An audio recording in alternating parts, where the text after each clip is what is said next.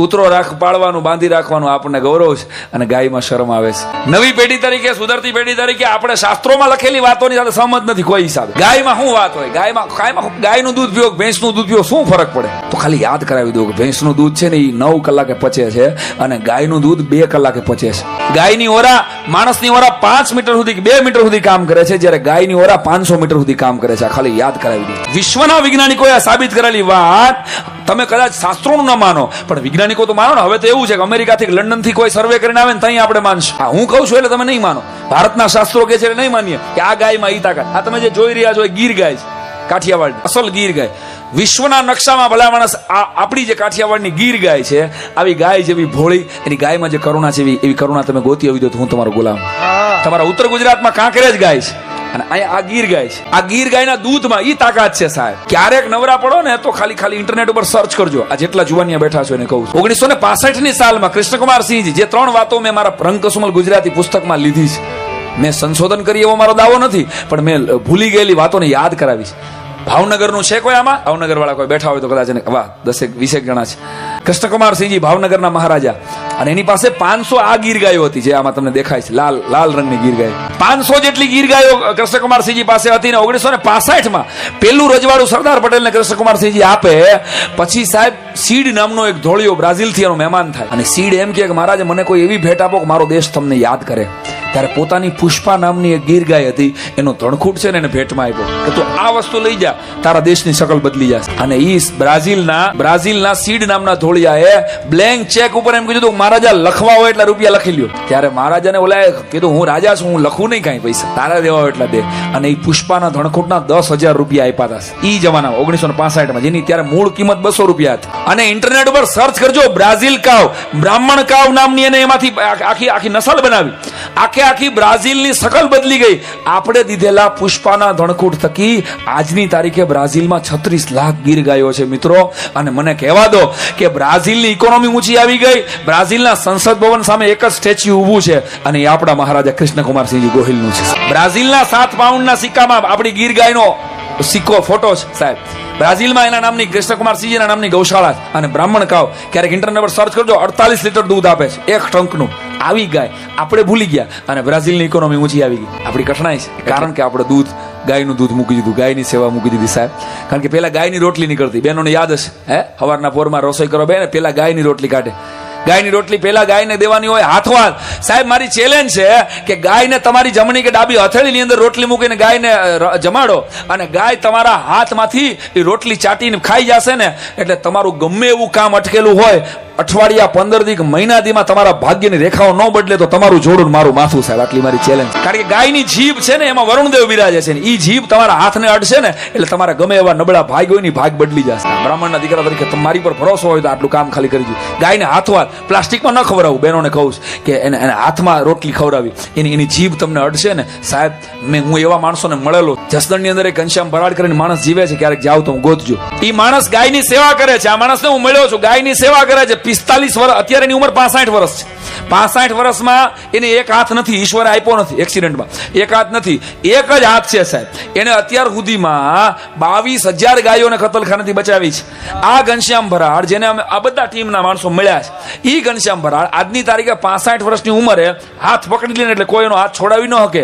જીવન આખી એને ગાયનું દૂધ પીધું છે અને કોઈ દિવસ દવા નથી લીધી. જસદણનો આ માણસ એ કોઈ દી દવા નથી લીધી. એટલે એક દી મારી ઘરે આવ્યો, મેં કીધું મામા તમે કોઈ દી દવા ન લીધી? મને કે એક વખત મને બહુ આમાં ફ્લૂ જેવી અસર થઈ ગઈ હતી અને મને એમ થઈ ગયું કે આજ મારે દવા લેવી પડશે. 55 વર્ષની ઉંમરે મને પહેલી વાર એમ થયું કે મારે ડોક્ટર પાસે જવું પડશે. બાકી હું ગાયનું દૂધ પીવું છું અને ગૌમૂત્રથી સ્નાન કરું છું એટલે મારે દવા લેવી નથી પડતી. સાંભળજો, આ માણસ જીવે છે. એટલે મને કે મને એમ થયું કે મારે જવું પડશે, પણ જાતા ડોક્ટર પાસે થયું કે હાલને એકવાર મારી ગાયોના દર્શન કરીને પછી જાઓ. એટલે આ માણસ પોતાની ગૌશાળામાં આવ્યો જસદણમાં અને કોણ જાણે એને હું ફીલ થયું એટલે એને શર્ટ કાઢ્યો, ગંજી કાઢ્યું અને નાનકડી પોતળી પહેરી અને ગાયું પાસે બેસી ગયો. આજુબાજુ 50 જેટલી ગાયોનું ધણ આવી અને એને વીંટળાઈ ગયું. આખા શરીરે ગાયું એને ચાટી. આ ઘનશ્યામ ભરાડના જીવનનો બનેલો સત્ય ઘટનાનો દાખલો. અને એને એ ગાયુએ ચાટી અને એવા હામાં શ્વાસ ભર્યા અને એ શ્વાસ ને ઉચ્છ્વાસની એવી ક્રિયા થઈ કે એ માણસ 15 મિનિટમાં હતો એવો ને એવો થઈને બહાર નીકળ્યો. ભલા માણસ આજની તારીખે એ માણસ દવા લેવી. આવા માણસોને હું મળેલો છું એટલે મારી પ્રાર્થના છે. હા, એકાદ બે વાત હાસ્યની સાથે એટલે કરું છું. કદાચ તમને ખબર હશે ભોપાલની ગેસ દુર્ઘટના યાદ છે કોઈને?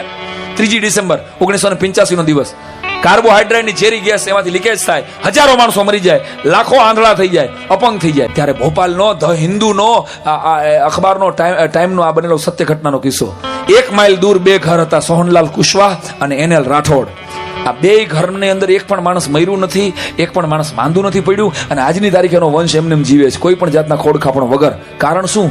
તો કારણ એટલું હતું સાહેબ કે ભોપાલની ગેસ દુર્ઘટનામાં આખો એરિયો એનો સાફ થઈ ગયો, પણ સોહનલાલ કુશવાહ અને NL રાઠોડને કાંઈ ન થયું. કારણ કે એના ઘરમાં સવાર સાંજ અગ્નિહોત્ર હવન થતો હતો, અને એના ઘરની દિવાલો છે ને ગાયના ગોબરથી લીપેલી હતી ભલામણ, એટલે ઝેરી ગેસની એને અસર નથી. આ ગાય માતાનું તાકાત, કોઈ પણ જાતના રેડિયેશનની સામે લડવાની તાકાત. પણ આ વાત ન્યુઝીલેન્ડ વાળા આવીને તમને કહેશે ને તઈ તમે માનશો. આ વાત અમેરિકાની યુનિવર્સિટી, જાપાનની યુનિવર્સિટી તમને કહેશે તઈ તમે માનશો. બાપ, આવી ગાવડીઓને આ પૂજા કરનારો આ દેશ. કૂતરો પાળવાનું, બાંધી રાખવાનું આપણને ગૌરવ છે, અને ગાયમાં શરમ આવે છે. નવી પેઢી તરીકે, સુધરતી પેઢી તરીકે આપણે શાસ્ત્રોમાં લખેલી વાતોની સાથે સહમત નથી કોઈ હિસાબે. ગાયમાં શું વાત હોય?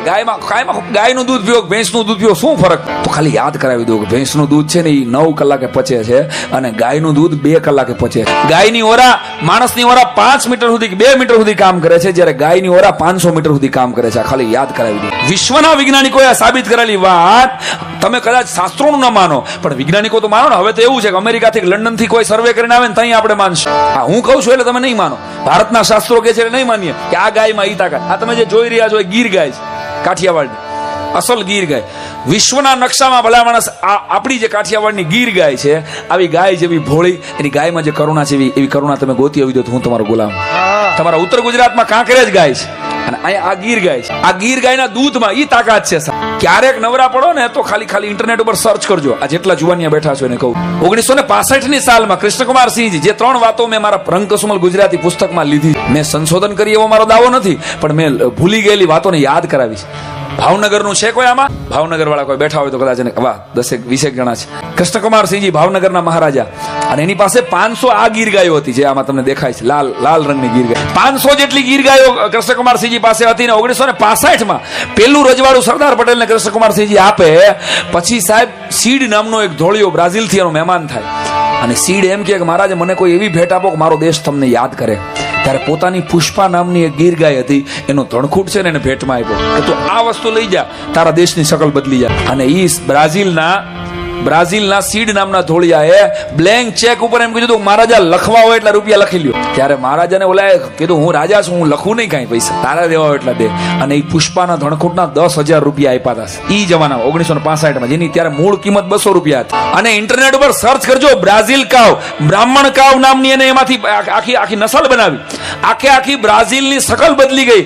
આપણે દીધેલા પુષ્પાના ધણખૂટ થકી આજની તારીખે બ્રાઝિલમાં 36 લાખ ગીર ગાયો છે મિત્રો. અને મને કહેવા દો કે